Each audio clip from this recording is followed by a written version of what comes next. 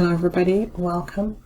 In this video I'll show you how to format tables so that the heading on the first page repeats on all pages. First, select your heading rows. Once you've selected your heading rows, this activates your table design tab and your table layout tab. Click on the layout tab, and from here go to the data section and click on repeat header rows. Now let's test it to see if it works. We'll just add some more rows. So we'll select some cells and we'll do an insert rows below. We'll scroll down to page 2 to see if it works. And indeed it did. As you can see, the heading from page 1 now appears on page 2. Just before we go, a quick tip to keep in mind.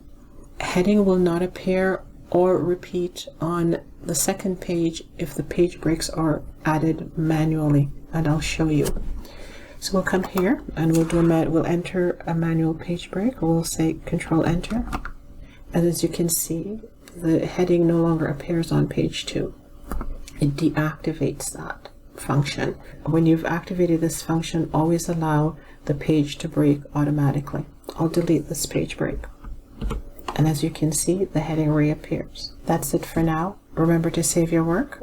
Have a great day, everyone.